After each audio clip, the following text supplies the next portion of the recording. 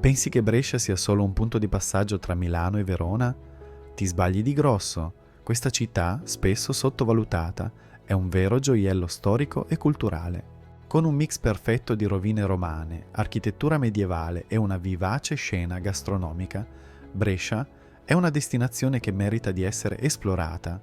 In questa guida vi accompagnerò alla scoperta dei suoi tesori attraverso un itinerario accuratamente studiato, che parte dalle alture del maestoso castello fino al cuore del centro storico. Non solo vi guiderò tra monumenti UNESCO e palazzi rinascimentali, ma vi svelerò anche i segreti per vivere la città come un abitante del posto, dai parcheggi gratuiti alle autentiche osterie dove gustare la tradizione gastronomica bresciana, fino ai luoghi più suggestivi per l'aperitivo.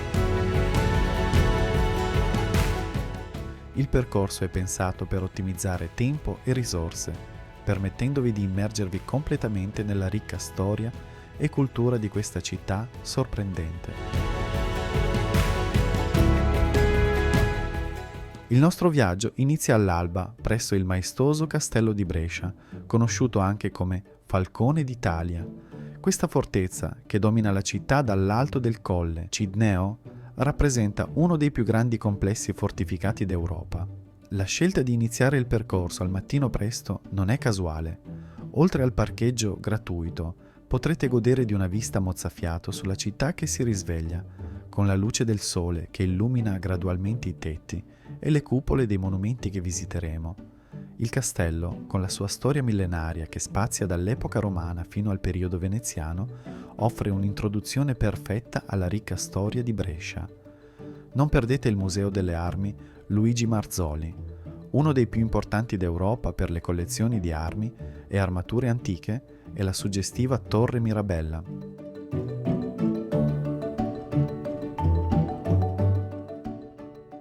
Scendendo dal castello incontriamo la chiesa dei Santi Faustino e Giovita, dedicata ai patroni di Brescia.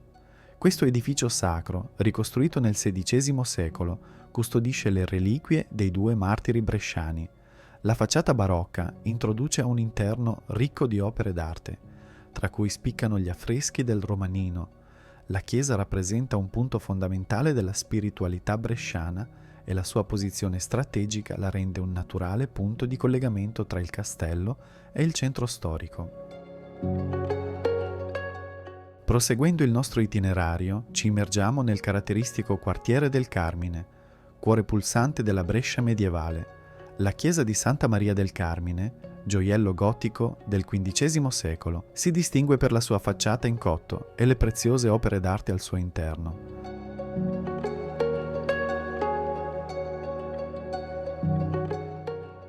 Il quartiere circostante, con i suoi vicoli stretti e le case torri medievali, rappresenta uno dei luoghi più autentici della città, dove la storia si intreccia con la vita quotidiana dei bresciani. Negli ultimi anni il quartiere ha vissuto una rinascita culturale, diventando punto di riferimento per artisti e artigiani. Piazza della Loggia rappresenta il cuore pulsante della Brescia rinascimentale e il simbolo più evidente del periodo di dominazione veneziana.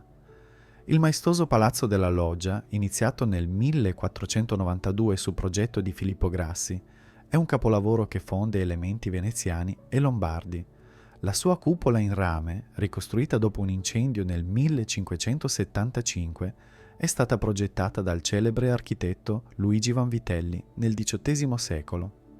La facciata del palazzo presenta un ricco apparato decorativo con bassorilievi romani originali e copie rinascimentali, mentre il pianterreno è caratterizzato da un porticato con colonne corinzie in pietra di Botticino. Sul lato orientale della piazza si erge il Monte di Pietà, con la sua facciata decorata da medaglioni raffiguranti imperatori romani. L'orologio astronomico, costruito da Paolo Gennari nel 1546, non è un semplice segnatempo, ma un complesso meccanismo che indica le fasi lunari, i segni zodiacali e il moto dei pianeti.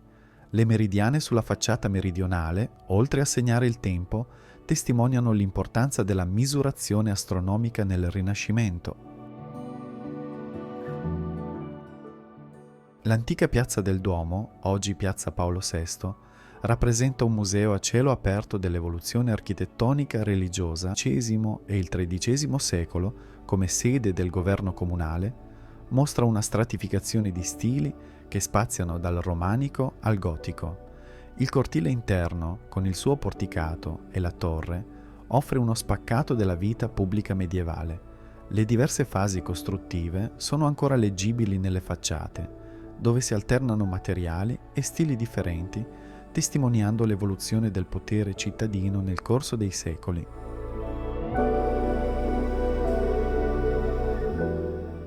Via delle 10 Giornate deve il suo nome alla storica rivolta delle 10 Giornate di Brescia del 1849, durante la quale la città insorse con straordinario coraggio contro l'occupazione austriaca. La strenua resistenza dei bresciani in quei giorni valse a Brescia il soprannome di Leonessa d'Italia, titolo conferito da Giosuè Carducci per esaltare il valore e la determinazione dei suoi abitanti. Uno dei protagonisti della rivolta fu Tito Speri, patriota e figura chiave del Risorgimento italiano, giustiziato dagli austriaci nel 1853. Oggi la via collega Piazza della Loggia a Corso Zanardelli ed è una delle arterie principali del centro storico. A commemorare Tito Speri, una statua in bronzo si erge in piazzetta Tito Speri, lungo la strada che dal castello di Brescia conduce verso il centro storico. La scultura, realizzata dallo scultore Giovanni Spertini nel 1888, lo raffigura in piedi, con lo sguardo fiero rivolto in avanti, simbolo della resistenza bresciana. Camminando sulla via delle 10 Giornate, ci indirizziamo verso il Teatro Grande, gioiello neoclassico. Merita una sosta non solo per la sua architettura, ma anche per il suo storico Caffè del Teatro. Questo caffè rappresenta il luogo ideale per una pausa caffè in un'atmosfera d'altri tempi, circondati da specchi e stucchi ottocenteschi. Il teatro, ancora oggi centro della vita culturale cittadina, si affaccia su Corso Zanardelli, elegante via dello shopping che collega idealmente il centro storico con i quartieri più moderni. Più avanti, la Pinacoteca Tosio Martinengo rappresenta una tappa fondamentale per gli amanti dell'arte. Ospitata in un palazzo nobiliare del XVI secolo, la collezione spazia dal 300 all'800, con capolavori di Raffaello, Lotto, Foppa e Moretto. La recente ristrutturazione ha reso gli spazi ancora più piacevoli, permettendo di ammirare al meglio la straordinaria collezione di arte bresciana e veneta.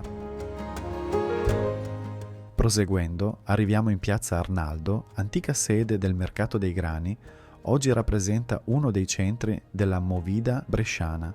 La piazza, dedicata ad Arnaldo da Brescia, conserva ancora l'antico palazzo del Mercato dei Grani, testimonianza dell'importanza commerciale della città. L'area circostante, con i suoi numerosi locali e ristoranti, è perfetta per una pausa pranzo o un aperitivo. Il Museo di Santa Giulia, inserito nella lista del patrimonio UNESCO come parte del sito seriale I Longobardi in Italia, rappresenta un unicum nel panorama museale italiano. Il complesso monastico femminile, fondato dal re longobardo Desiderio e da sua moglie Ansa nel 753 d.C., si sviluppa su un'area di 14.000 metri quadrati e racchiude in sé testimonianze che vanno dall'età romana al XIX secolo. L'area archeologica adiacente comprende il Capitolium, tempio romano voluto dall'imperatore Vespasiano nel 73 d.C. e riportato alla luce nel 1823. Il recente restauro ha permesso di recuperare gran parte delle decorazioni originali, tra cui spicca il ciclo di teste di divinità in bronzo dorato. Il teatro romano, che poteva ospitare fino a 15.000 spettatori, testimonia l'importanza di Brixia nell'impero romano. La stratificazione archeologica dell'area permette di leggere la continuità abitativa della città, dalle prime testimonianze celtiche fino all'età moderna, facendo di questo complesso un vero e proprio libro di pietra della storia bresciana. A pochi passi troviamo la chiesa del Santissimo Corpo di Cristo. rappresenta uno dei gioielli nascosti del centro storico bresciano. Edificata nel XVI secolo e rimaneggiata nel XVIII secolo, la chiesa è un esempio straordinario di architettura barocca con influenze tardo-rinascimentali. L'interno è un vero e proprio scrigno d'arte. Le pareti sono completamente ricoperte da affreschi settecenteschi, opera dei fratelli Giacomo e Bernardino Manni, che narrano episodi biblici e scene della vita di Cristo con particolare attenzione all'Eucaristia. Il soffitto, con la sua spettacolare volta, presenta un ciclo pittorico dedicato al trionfo dell'Eucaristia, tema centrale della spiritualità della Controriforma.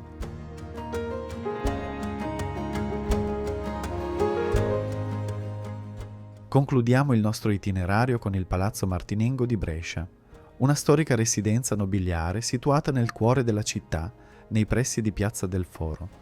Costruito tra il XVII e il XVIII secolo, il palazzo è un raffinato esempio di architettura barocca lombarda, con una facciata elegante e interni decorati con affreschi e stucchi. Ospita mostre d'arte temporanee ed eventi culturali, valorizzando il suo patrimonio storico. La posizione strategica, accanto all'area archeologica del Capitolium, lo rende una tappa imperdibile per chi visita il centro storico di Brescia. Dopo aver esplorato i tesori storici e artistici di Brescia, è il momento perfetto per concedersi una pausa all'insegna del gusto. La città offre una vivace scena gastronomica, con locali perfetti per un aperitivo raffinato e ristoranti dove assaporare la cucina tradizionale bresciana. Scopriamo insieme i migliori indirizzi per vivere un'esperienza autentica tra sapori e atmosfera. Piazza Arnaldo è una delle zone più vivaci per l'aperitivo bresciano. Il Borgo Wührer offre un'atmosfera raffinata con una selezione curata di vini e cocktail, mentre il Flora propone aperitivi innovativi in un ambiente elegante e contemporaneo. Piazza Paolo VI. Nel cuore della città vecchia, il Bar Duomo rappresenta una tappa obbligata per un aperitivo, con vista sulle due cattedrali. L'ambiente storico si fonde perfettamente con proposte moderne di finger food e cocktail creativi. Caffè della Stampa.